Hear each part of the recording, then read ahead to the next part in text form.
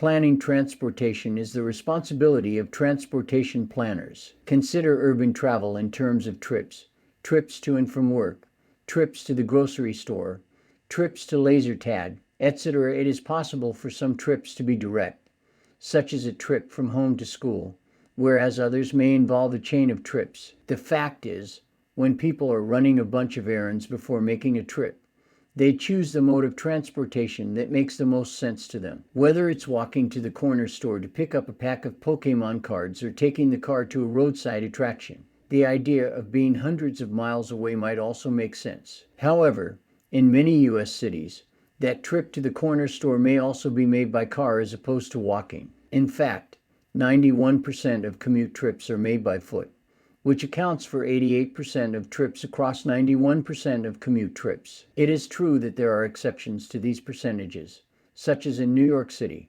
but they should be the norm in most places. It is somewhat surprising to see that this high card for braids is quite high when we consider that 60% of the trips are shorter than 6 miles or 10 kilometers. 6 miles may be too long a walk for some, but it is a great life for someone on a bike. Right now, only about 2% of us trips are made by bicycle. In general, there are a variety of reasons for this low percentage of relatively new technology, electric bikes, and addresses. It is believed that many of these are e-bikes that currently hold a majority of the market.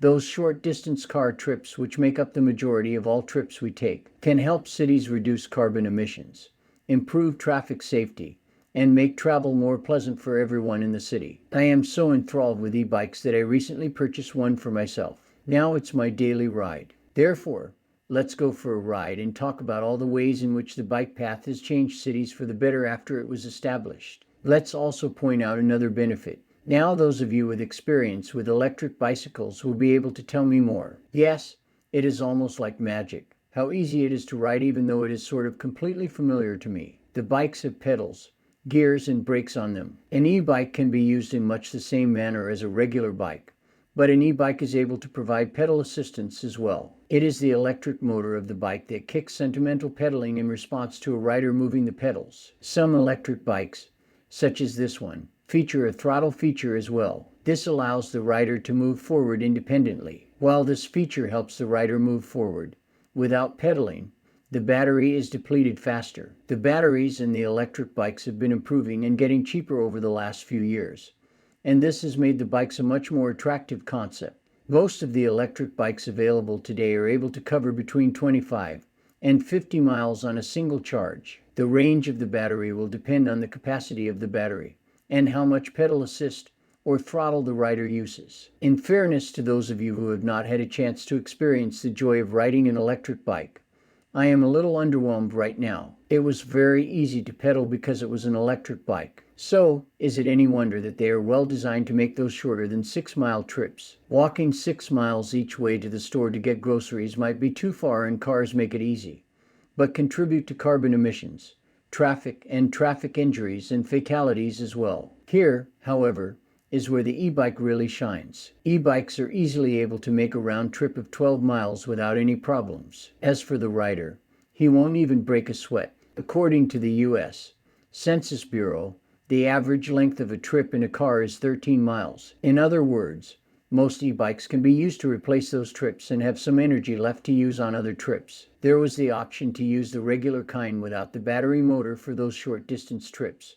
However, electric bikes had some advantages over regular bikes. By using an electric motor, hills are essentially made to disappear. It is pretty amazing that the weather is not as big a deal as it used to be. A windy day can make someone riding a regular bike feel like they are going uphill, but an electric bike will cut right through this situation. I personally enjoy riding electric bikes when the weather is hot. The reason I tend to get to where I want to go without breaking a sweat is that I've been riding a bike for a long distance on not too hot days. Riding a bike can make anyone a little sweaty after a while. You have to bring a change of clothes if you're commuting by bike, or you need to have access to a shower to freshen up before you go. Electric bikes eliminate this need, but I'm not advocating for electric bikes to replace regular bicycles. This is a great exercise and a different type of fun. You should consider replacing your bike trips with e-bike trips in the future. An e-bike has no real benefit when it comes to the environment, traffic safety, or urban design and land use planning. The reason I mention those two in particular is because,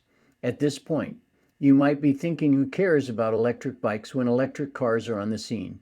All of those carbon emissions will vanish. The electric car will take over from gas-powered cars as people switch to electric vehicles. I think that's the only way to put it. If the electricity is generated through no carbon energy sources, such as solar, wind, nuclear, and hydropower, and even if an electric car is getting green power from the grid, it is still only 50% better for the environment. Taking into account that a car has a long life cycle, it takes a whole lot of energy just to build and maintain a 2-ton machine. The carbon polluting source might still be used to power an electric bike. Electric bikes have about 1/10 the environmental impact of electric cars. When you consider manufacturing, and to get us out of this climate, we need drastic reductions in carbon emissions right now to be able to get us out of this mess. Aside from their affordability, electric bikes might also prove to be one of the quickest means of getting people into any type of electric vehicle during this climate emergency. Right now, there are no new electric cars on sale in the USA for less than $30,000, but you can get a perfectly good electric bike for a few hundred to a few $1,000s. In my opinion, there is a huge market for electric bikes in this area. For instance, imagine a household that has 2 cars. One of those cars is showing signs of aging and needs to be replaced. The household members decide to replace the car with a cheaper e-bike instead of buying a second car because it is greener, cheaper to buy, and more cost-effective to maintain, since it won't need any auto insurance and it won't be expensive to repair. There are many households, short trips, as well as one person's commute that can be made by a motorbike, and it can be made even cheaper here in the US if we pass the E-Bike Act that is currently going through Congress. The bill would provide a 30% tax credit on a new electric bike that costs less than $8,000. The credit that is offered for electric bikes is very similar to that for electric cars, which may help to increase the adoption of electric bikes. Contact your congressperson and show your support for the app. Like most things, transportation is not a very profitable business in the United States. In fact, our European friends are ahead of us at EBITDA. E-bikes now account for 17% of all bike sales in Europe. Those numbers have been increasing rapidly over the past few years. Just in the first half of 2019, more than 1 million e-bikes have been sold in Germany during the last several years. The experts project that Europeans will buy between 7 and 10 million e-bikes per year by the year 2025. For example, it is predicted that e-bike sales will surpass car sales by the end of the decade. While Americans are expected to buy 600,000 e-bikes in 2020, we won't be buying as many electric bikes as cars anytime soon.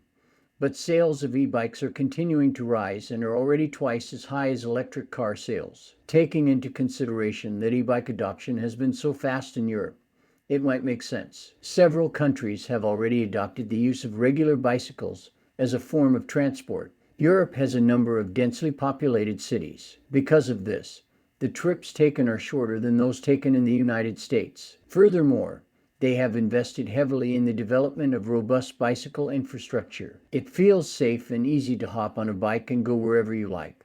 But e-bikes could be perfect for the US, as we have less dense land use patterns, and destinations that would be too far for someone pedaling a regular bike are probably more accessible by an e-bike. Though we have a long way to go, there is not much we can do here in the United States. The safety issue is the biggest reason why people don't use a regular bike right now, and that doesn't improve when you switch to an e-bike. To make cycling a safer and easier experience, cities need more bike lanes, cycle tracks, shared use paths, bike racks, and other support infrastructure. The good news is that e-bikes could create a virtuous cycle in which we see more cyclists on the road, which leads to the demand for more and better bike infrastructure, which leads to even more cyclists on the road. This program will result in all of these cyclists making fewer trips in a car, which will have a large impact on the environment and the city. It should be noted that this video is in no way intended to be an ad for e-bikes,